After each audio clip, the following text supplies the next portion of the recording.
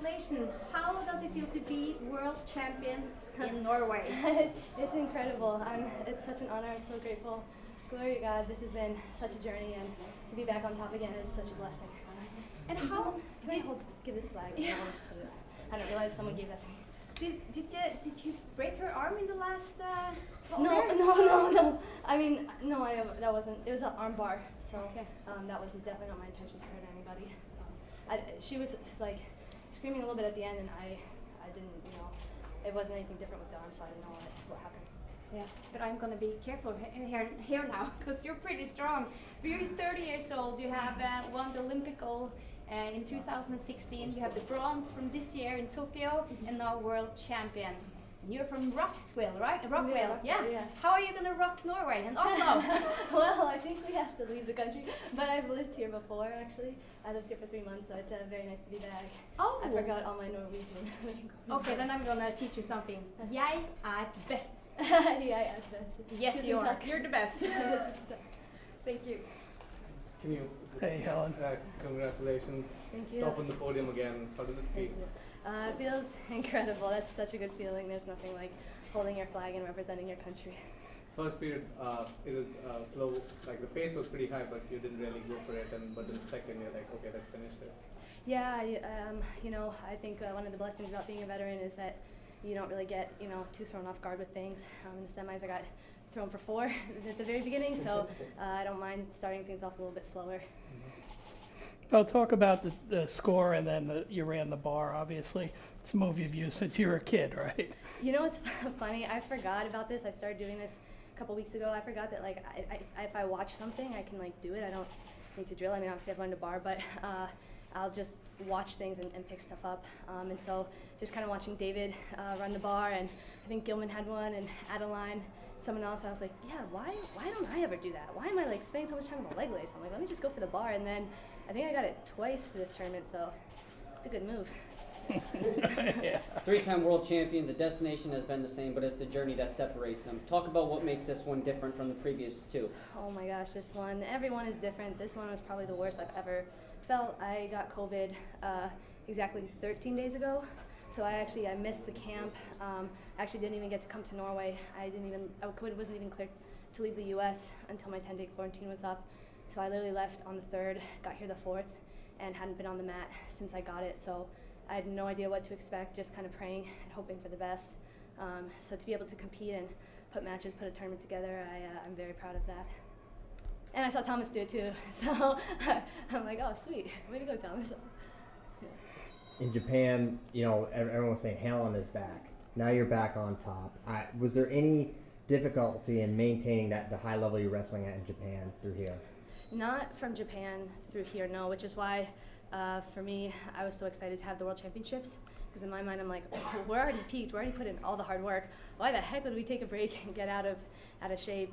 Mentally if you need it, that's one thing, but for me, I missed the last like 2-3 years really of this whole quad, so I feel fresh, and I wanted to get on top of that and just keep wrestling. Yeah, how would you assess, I mean, really you look as good as you've ever looked. I mean, as you kind of evaluate your career, and are you looking to Paris and beyond? Because I think when we spoke at the Olympics, it was like, do this and then take it on to the next thing. Have you started like maybe zoom out a little more?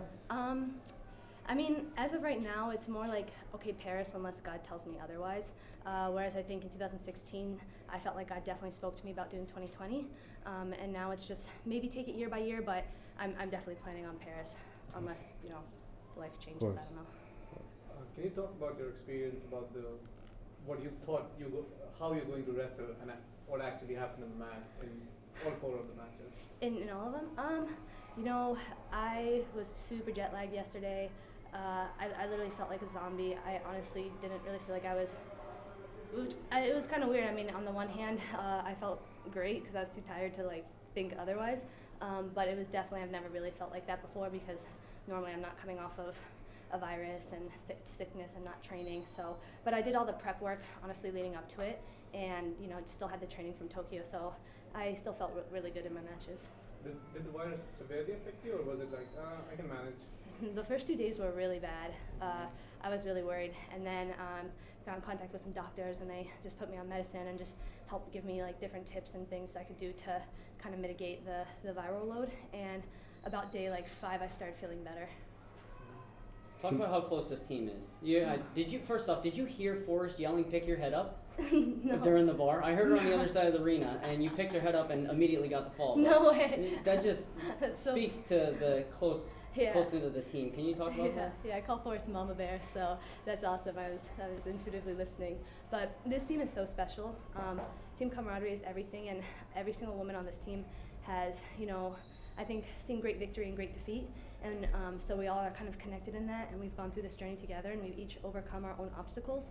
And so just to share that with everyone, it's so special. Like the Olympics was, I don't know if you could see it on the outside, but I felt between all the men's and the women's team for the U.S., it was just such a special moment. Like that is something I'll cherish forever.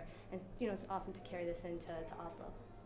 Training in Arizona, Coach Perry, how has that been? Is that where you kind of see yourself for the foreseeable future? Yeah, I mean, Perry's phenomenal. I really thought I was just going out to Phoenix for a last camp before the Olympics, and then I was going to retire.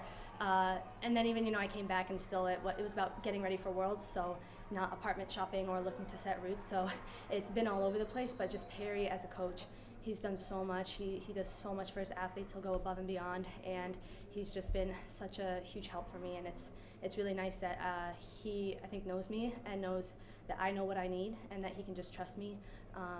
And we just have a good dynamic. At a different point in your career, how would getting COVID 13 days before, off the mat 10 days, jet lagged when you're wrestling in the World Semis, a lot of wrestlers that would completely unnerve them. They're kind of creatures of habit and the routine. How were you able to kind of overcome that? It's really interesting because I've been competing on the senior circuit since I was really 13 years old, and so this is my 11th World and Olympic team, but I've done countless of tours, and so when you're doing like 10, 12 plus years straight, there's a bajillion things you're going to face. You do back-to-back tours, you lose your luggage, you get sick, you get injured, something doesn't go your way, you don't sleep the night before. So honestly, I think as a veteran, it's really like kind of nothing's really new at this point.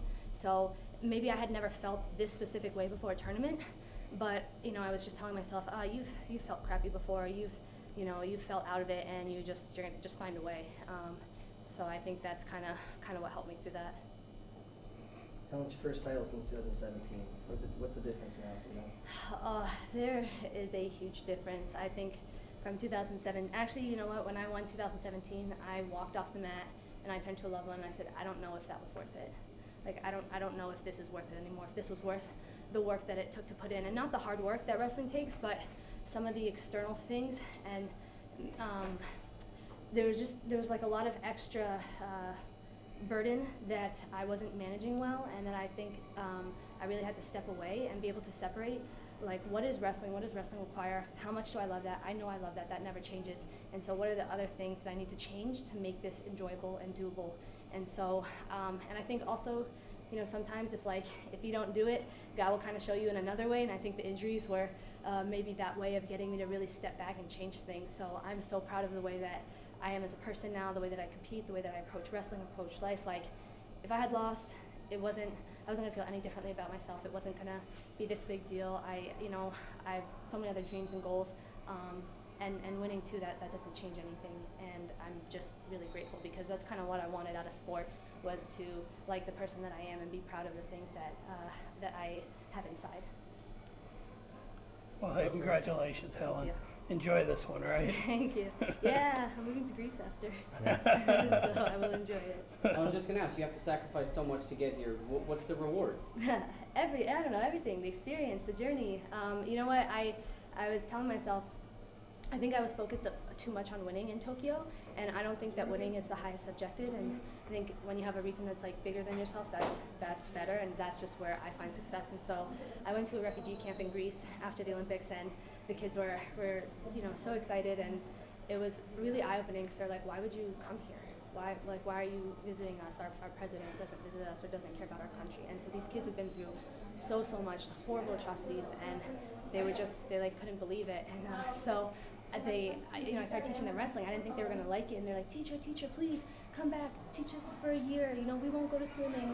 We'll do whatever you say. We'll go to bed early. And So I was like, all right, I'll come back for 1 month. And then, you know, I was like, if you guys do this hard work and if I see you're serious, I'll come back. And these kids did everything. Like they were, like I couldn't get them to stop wrestling. It was wild. So I'm actually going to move to Greece from October to December. In Lesbos? Yeah, so I'm going to teach kids wrestling there, and then I have different women coming to visit and train with me, so I'll still be training and in shape. So honestly, it's the biggest dream come true. Like I've been more excited about that than honestly kind of like, I don't want to say than this, but I've been so excited about that. So yeah, Awesome. it's really exciting. Well, congratulations, Thank Helen. you. Great job. Thank you. Congrats, Helen. Thank you so much.